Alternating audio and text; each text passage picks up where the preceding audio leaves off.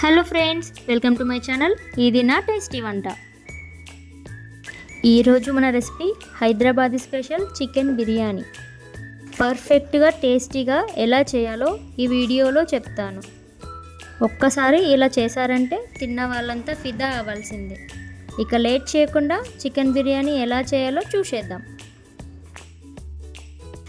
దీనికోసం అయితే అర కేజీ బాస్మతి రైస్ని తీసుకొని బౌల్లో పోసుకొని నీట్గా వాష్ చేసి కనీసం ఒక గంట పాటు నానబెట్టుకోవాలి.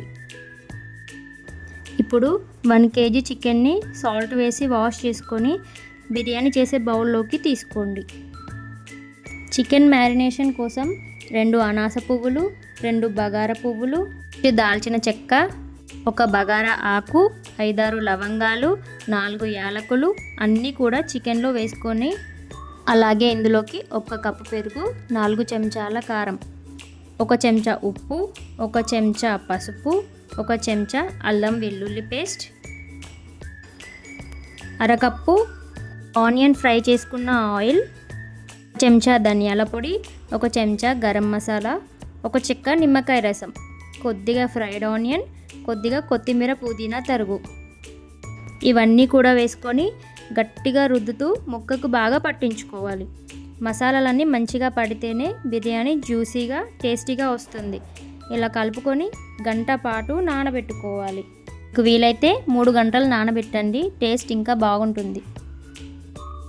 ఇలా మ్యారినేట్ చేసుకున్న చికెన్ని డైరెక్ట్గా స్టవ్ పైన పెట్టేసి మంట మీడియం ఫ్లేమ్లో పెట్టుకొని మధ్య మధ్యలో మూత తీసి కలుపుతూ చికెన్ అంతా కూడా 80% కుక్ అయ్యేదాకా ఉడికించుకోండి.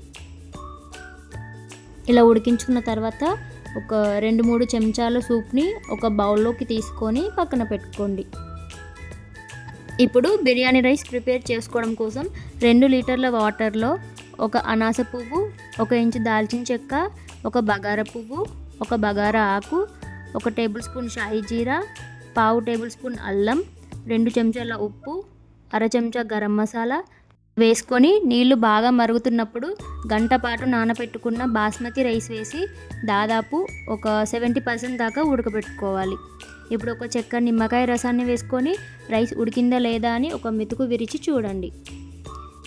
ఇప్పుడు ఈ రైస్ని ఉడకబెట్టిన చికెన్ పైన మొదటి లేయర్గా కొద్దిగా వేసుకొని అంతా సమానంగా గరిటెతో అడ్జస్ట్ చేసుకోండి. తర్వాత కొత్తిమీర పుదీనా తరుగు, కొద్దిగా ఫ్రైడ్ ఆనియన్ వేసుకొని 2వ లేయర్గా మిగిలిన రైస్ మొత్తం కూడా సమానంగా అడ్జస్ట్ చేసుకొని ఇక్కడ నేను ఎల్లో కలర్ కోసం పాలలో పసుపు వేసి తీసుకున్నాను. అలాగే రెడ్ కలర్ కోసం చికెన్ సూప్ని తీసుకున్నాను. కావాలంటే ఫుడ్ కలర్ వాడవచ్చు. ఇప్పుడు కొత్తిమీర తరుగు, పుదీనా తరుగు, ఫ్రైడ్ ఆనియన్, 2 చెంచాల నెయ్యి, అలాగే మనం రైస్ ఉడకబెట్టుకున్న వాటర్ ఉంది కదా, అది అడుగు పట్టకుండా అంచుల వెంబడి పోసుకోండి. ఇప్పుడు దీనిపై మూత పెట్టేసి దమ్ బయటికి పోకుండా పిండి ముద్దతో ఇలా కవర్ చేసుకోండి. దమ్ చేయడం కోసం స్టవ్ పైన ఒక రొట్టె పెంకను పెట్టి 5 నిమిషాల పాటు ప్రీహీట్ చేయండి. ఆ తర్వాత బిర్యానీ బౌల్ను పెట్టి 10 నిమిషాలు మీడియం ఫ్లేమ్లో, 5 నిమిషాలు సిమ్లో పెట్టి దమ్ చేసుకోవాలి. 10 నిమిషాలు మూత పెట్టి వదిలేయండి.